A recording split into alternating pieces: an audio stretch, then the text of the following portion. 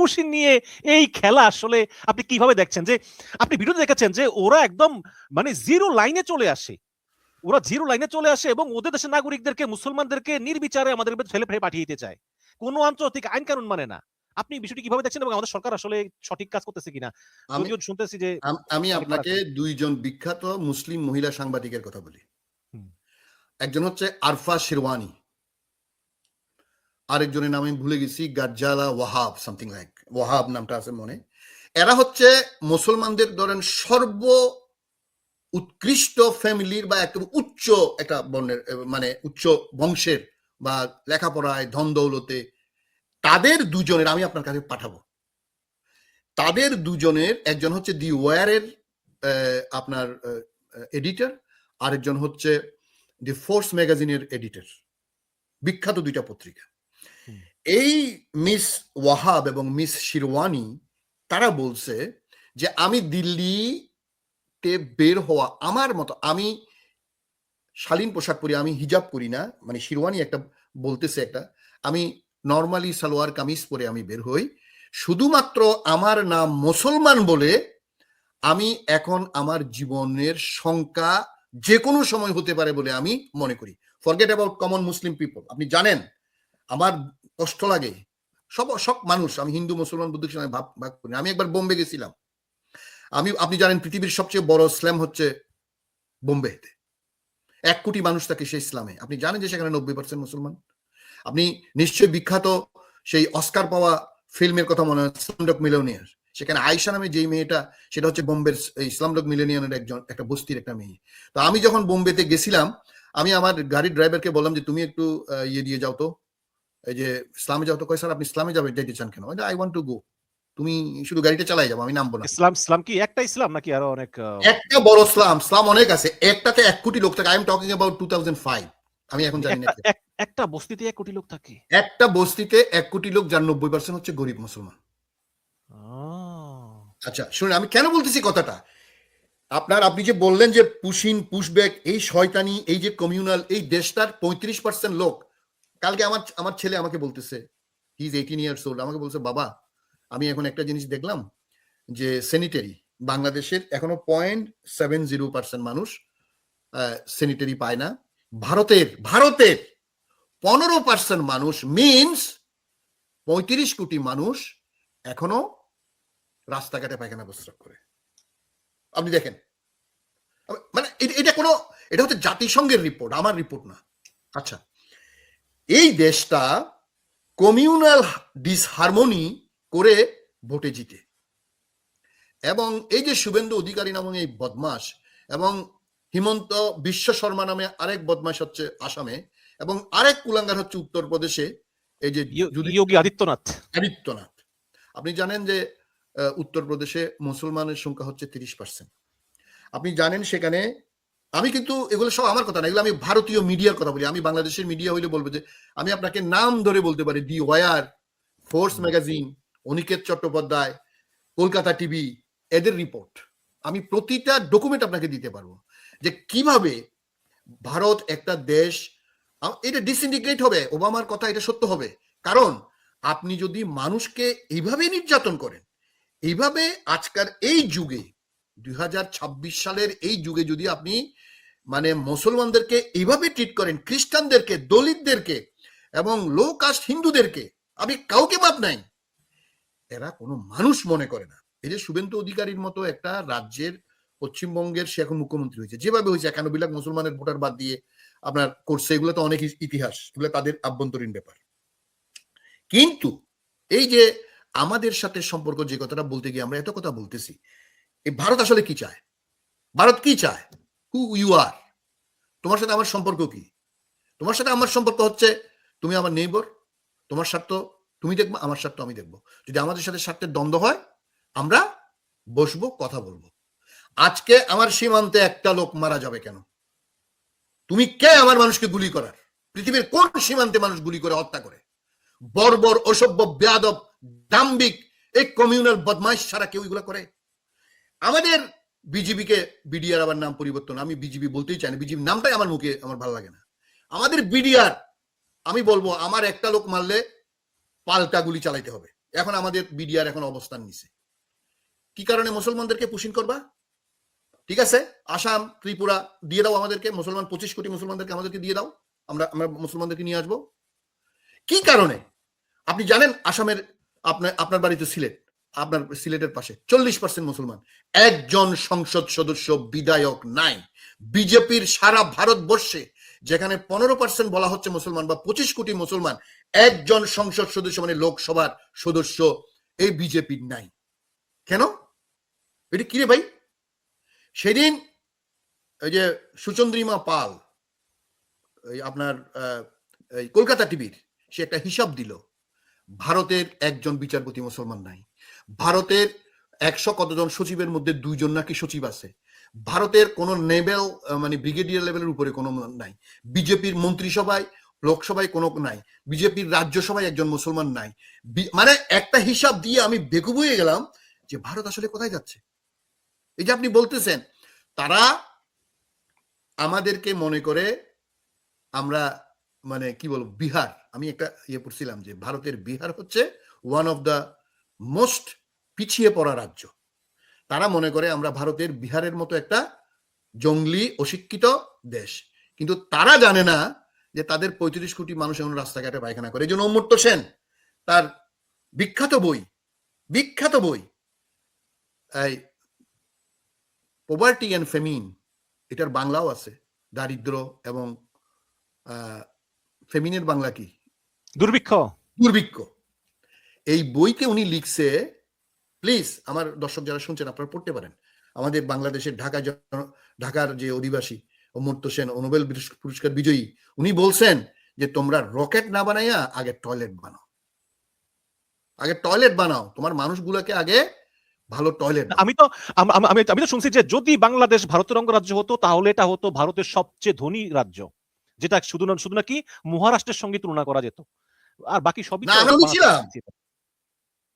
না আমরা তো মিশন ভাই এটা তো কোনো গল্প না আমরা ছিলাম পৃথিবীর সবচেয়ে ধনী দেশ বাংলা আপনি জানেন নবাব সিরাজউদ্দৌলাকে স্বাধীন নবাব কেন বলা হইতো মোগল সম্রাট বলছে তুমি আমাকে এত টাকা দাও এটা আলিবর্দী খান মুর্শিদ কুলি খান থেকে শুরু করে যে বাংলা শত শত বছর ধরে সবচেয়ে ধনী প্রভিন্স ছিল আপনার মোগলদের থেকে সুলতানদের আমল থেকে কেন সুজলা সুফলা শস্য শ্যামলা আসছে তখন তো শস্য ছাড়া আর কিছু ছিল না এই দেশটা তো সবচেয়ে উৎকৃষ্ট দেশ ছিল আপনি জানেন এই যে এখন বিল গেটস ইলন মাস্কের কথা বলা হয় না হায়দ্রাবাদের নিজাম 150 বছর ধরে পৃথিবীর রিচেস্ট পার্সন ছিল 62 সালে যখন চীনের সাথে যুদ্ধ হয় কত টন স্বর্ণ দিছে আপনি জানেন হায়দ্রাবাদের নিজাম 65 টন তো হায়দ্রাবাদের নিজাম ছিল 150 বছরের richest person in the whole world এবং সম্রাট আওরঙ্গজেবের আমলে থেকে শুরু করে ব্রিটিশরা যতদিন পর্যন্ত অকুপাই করে নাই ততদিন গোটা পৃথিবীর 25% জিডিপি ছিল ভারতের এবং সেখানে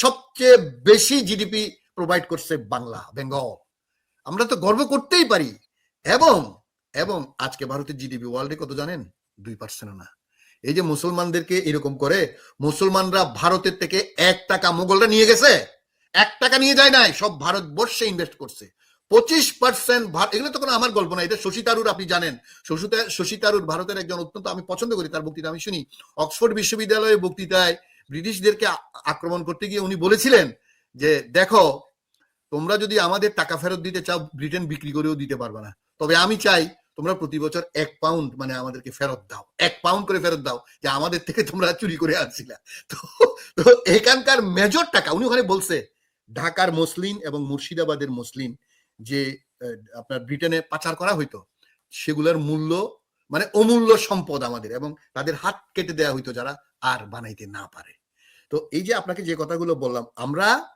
richest in the whole world এবং পুরো ভারত মানে আজকের বাংলাদেশ পাকিস্তান ভারত মিলে 25% জিডিপি ছিল পুরো ওয়ার্ল্ডের সেই ভারত এই যে স্বাধীনতার পরে তারা এখনো 2% জিডিপি ওয়ার্ল্ডের করতে পারে নাই তাদের লজ্জা হওয়া উচিত এই মুসলমান শাসকদের মোগল এবং সুলতান নবাবদের সালাম করে তাদের থেকে শেখা উচিত আজকে তারা ড্রেস পরে তারা যে খায় তারা যে চলে তাদের যে আচরণ সবকিছু মুসলমান আমরা নির্বাচনের আগে শুনেছি মানে অনেকে বলেছে যেটা আমি বিশ্বাস করি গুজব যে তারেক রহমান নাকি ভারতের 3টা শর্ত মাইনা ক্ষমতায় আসছে অনেকে বলছে আপনি শুনছেন নিশ্চয়ই আচ্ছা এখন ক্ষমতায় আসার পরে ভারতের যে হাই কমিশনার তারা বলেছেন যে বাংলাদেশের সঙ্গে সম্পর্ক আস্তে আস্তে স্বাভাবিক হবে, আস্তে আস্তে ভিসা দেওয়া হবে, আস্তে আস্তে চিকিৎসা ভিসা বিভিন্ন ভিসা দেওয়া হবে, জোরদার করা হবে। কিন্তু এখন পর্যন্ত আমরা কিছুই দেখিনি। উপরন্তু আমরা দেখলাম যে তিস্তা প্রকল্প চীনকে দিয়ে করাচ্ছে। জামাত ইসলাম, এনসিপি, বিএনপির ধাপে ধাপে প্রতিনিধি দল চীনে যাচ্ছে। আগামীকালকে মনে হয় স্পিকার হাতে যাবে। চীনে প্রতিনিধি দল মানে যাচ্ছেই। এবং আজকের খবর হচ্ছে যে আপনার এই যে দেখেন আপনি ১ দশক পরে আলোর মুখ দেখছে চীনা ইকোনমিক এরিয়া। এটা কিন্তু ভারতের আপত্তির কারণে বন্ধ ছিল। চীনকে চট্টগ্রামের মিরাসরাইতে বিশাল এলাকা দেওয়া হবে। সেখানে চীন তাদের ইকোনমিক যে জোন সেটা স্থাপন করবে, ওই যে ব্যবসার মতো, এক্সপোর্ট প্রসেসিং জোনের মতো। হাকান ফিদান আসলো গত পরশুদিন, আপনি তো দেখলেন যে তাকে কিভাবে মানে রাজকীয় সম্মান দেওয়া হলো। মানে মন্ত্রীরা সবাই গেল, এনসিপি গেল, জামাত গেল, সবাই গেল। এটা নিশ্চয়ই ভারত অবশ্যই ভালো চোখে দেখে না, কারণ যেহেতু অপারেশন সিন্দুরে তুরস্ক সরাসরি হেল্প মানে সমর্থন করেছে পাকিস্তানকে। সব মিলিয়ে আপনার কাছে এখন কি মনে হয় যে হঠাৎ করে তারেক রহমানের এই যে ভারত থেকে আস্তে আস্তে আস্তে আস্তে দূরে সরে যাওয়া, এটা কি আসলে তারেক রহমান বুঝতে পারছে যে আমরা আমাদের পক্ষে আওয়ামী লীগও হওয়া সম্ভব না, আর ভারতের মনও পাওয়া সম্ভব না, কাছেই চেষ্টা না করে আমরা একটু অন্যদিকে ঘুরি? নাকি তারেক রহমান কিছুই করতেছে না, সব খলিলুর রহমানই করতেছে, কারণ খলিলুর রহমান তো এখন বিশ্ব নেতা হয়ে গেছে? না, ধন্যবাদ। খুব সুন্দর কথা বলছেন। প্রথমেই আপনি যে কথাটা বললেন, এগুলো ছিল রিউমার। আপনার সাথে আমি সম্পূর্ণ একমত। এগুলা হচ্ছে দুর্মুখ। যারা তারেক রহমানের বিরুদ্ধে ছিল তারা এসব কথা বলছে। আপনি ফান্ডামেন্টালি আপনি একটা কথা বলি, আমি anti India, anti Pakistan, anti Jamaat, anti কি বলে আপনার আমেরিকা, এন্টি চায়না, কোনো কথা। আমি প্রো বাংলাদেশী। আমার দেশের স্বার্থে যেটা হবে সেটা আমি করব। তারেক রহমান সাহেব একটা বুদ্ধিমান মানুষ, উনি কথা কম বলেন, কাজ বেশি করেন। আপনি তিস্তার কথা বললেন, তিস্তার থেকে 4 থেকে 5 গুণ বড় প্রকল্প হচ্ছে পদ্মা ব্যারেজ। আপনি চিন্তা করতে পারেন 1960 সালের পরে যেটা নিয়ে আইয়ুব খান শুরু করছিল, এত বছর পর পর্যন্ত সেটা নিয়ে কোনো কথা নাই। আমি জানতে পারছি পার্সোনালি, আমি জানতে পারছি তারেক রহমান সাহেব বিফোর ডিক্লেয়ারিং পদ্মা ব্যারেজ উনি অনেক বড় বড় দেশি বিদেশি এক্সপার্ট নিয়ে কথা বলেছেন। এটার পজিটিভ নেগেটিভ, ফারাক্কাবাদের চুক্তি, আপনি যে ফারাক্কার যে চুক্তি, পানি সম্পদ চুক্তি যেটা করছে হাসিনা, সেটা ডিসেম্বরে শেষ হচ্ছে। এখন ভারতের মুখের দিকে না তাকাইয়া উনি এক্সপার্টদের সাথে ডিসিশন নিয়ে, আপনি চিন্তা করতে পারেন যে 35,000 কোটি প্লাস 15,000, 50,000 কোটির বাজেট উনি ডিক্লেয়ার করছে, এবং এই বাজেটে আপনার পদ্মা ব্যারেজের জন্য টাকা বরাদ্দ করা অলরেডি হয়ে গেছে। অনেকে কলাম লিখে যে পদ্মা ব্যারেজে নাকি কোনো উপকার হবে না, টাকাটা নষ্ট হবে, এরকম না, এটা শুনেন, উপকারিতা অপকারিতা আছে। আপনি সেটা আরেকদিন বললে আমি সেটা বলবো। অবশ্যই কিছু উপকারিতা অপকারিতা আছে, বাট আমার মেরুদণ্ড সোজা রেখে আমি 50 বছর ধরে ফারাক্কার পানি পাবো না। আমি ভারতের হেজিমনিক অ্যাটিচিউডের দিকে নতজানু করে থাকবো, সেটা জিয়াউর রহমান এবং বেগম খালেদা জিয়ার ছেলে হতে দিবে বলে আমি মনে করি না, এবং এটার প্রমাণ আমরা আজকে দেখতেছি। আমি স্যালিউট জানাই জনাব তারেক রহমানকে। তিস্তা ব্যারেজ হচ্ছে প্লাস মাইনাস আপনার 15,000 কোটি টাকার প্রজেক্ট, বা 1 বিলিয়ন প্লাস মাইনাস, আর এইটা হচ্ছে 4 থেকে 5 বিলিয়ন ডলারের প্রজেক্ট। আপনি কি মনে করেন? এবং উনি ডিক্লেয়ার করছে কেউ যদি টাকা না দেয় আমার দেশের সম্পদ থেকে আমি এই ব্যারেজ করব, এবং অলরেডি 3 দিন পরে তো আপনার বাজেট আসবে, আশা করি সেই বাজেটে বরাদ্দ হবে। আর আপনি যে কথাটা বললেন, আমি তো ভারতের সাথে শত্রুতা চাই না ভাই। আমি ভারতকে বলবো তুমি জনসংখ্যার 1 নম্বর দেশ, আমি পৃথিবীর 7 নম্বর দেশ। আচ্ছা, তোমার সাথে আমার জনাব আবেদীন, যদি আমরা একটু মানে বুঝি, দর্শকদেরকে বলেন পদ্মা মানে পদ্মা ব্যারেজ কি এরকম যে ভারত যেহেতু উজানে একটা বাদ দিয়েছে, আমরাও ভাটিতে আরেকটা বাদ দিলাম, তাইলে ওই যে ভারত যখন দেখা গেছে যে বন্যা হইলে বাদ ছেড়ে দিব, তখন আমরা বাদ আটকে দিব, তাহলে আমাদের দেশের বন্যায় প্লাবিত হবে না, এরকম একটা মানে ওদের বাদের পাশাপাশি আমাদের একটা বাদ মুখোমুখি, আমাদের একটা বাদ, এরকম বাদ নাকি পদ্মা ব্যারেজ? ধন্যবাদ মিশন ভাই। আমি তাহলে একটু করে ব্যাখ্যা করি। আমি একটু স্কিপ করতে চাইছিলাম, আমি আপনাকে একটু ব্যাখ্যা করি আমার দর্শকদের সুবিধার্থে। Thank you. ব্যারাজ আর ড্যামের মধ্যে ডিফারেন্স আছে মিশন ভাই।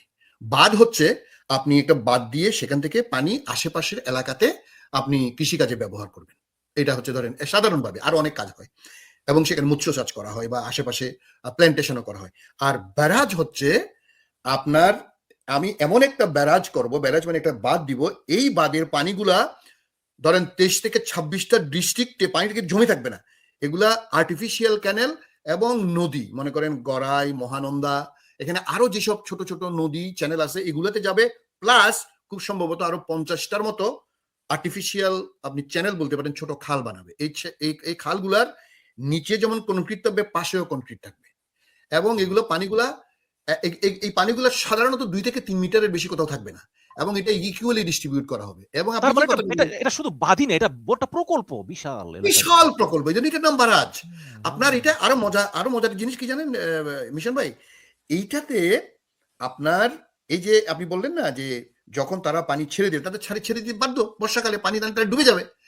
এই পানি আমরা একদম সুন্দর করে রেখে দিব যতটুকু আমাদের প্রয়োজন হয় 6 মাসের ব্যবহারের জন্য, যে লিন পিরিয়ড, যেটা পিক টাইম, যেটা যেখানে ওরা তখন আমাকে পানি দেয় না।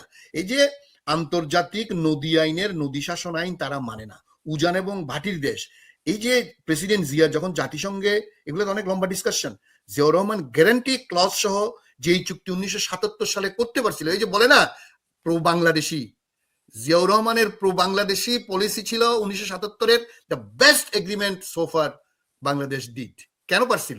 বিকজ গাটস এন্ড বাটস, এই মেরুদণ্ডওয়ালা প্রেসিডেন্ট জিয়াউর রহমান। তো আজকে এই যে বারাজ করার উনার যে এত বড় সাহস, প্রেসিডেন্ট জিয়াউর রহমানের ছেলে, যারা উনাকে আন্ডারস্টিমেট করছে বা উনি 3টা পয়েন্টে কি দিয়ে আসছে বলছে, দিস অল আর বাকওয়াস। এবং আমি আপনাকে আজকে বলতে চাই, আমি জানি না তারেক রহমান সাহেব আল্লাহ উনাকে কতদিন হায়াত দিছে, উনি এই যে আমাদের যে বাংলাদেশ প্রো বাংলাদেশ পলিসি, উনি নীরবে কোনো কথা বলেন নাই। উনি পদ্মা ব্যারেজ ডিক্লেয়ার করছেন, উনি তিস্তার চুক্তি করবেন। এই যে আপনি বলেন অর্থনৈতিক অঞ্চল, আরে ভাই, diplomacy is economic diplomacy, diplomacy is interest based diplomacy, reciprocal win win situation. আমি যেখানে যাবো আমি সেখানে যাব। ভারত আমার বন্ধু, তোমার সাথে আমার মানে 75% বর্ডার, তুমি আমার বর্ডারে মুসলমানদেরকে পুশ করতেছো,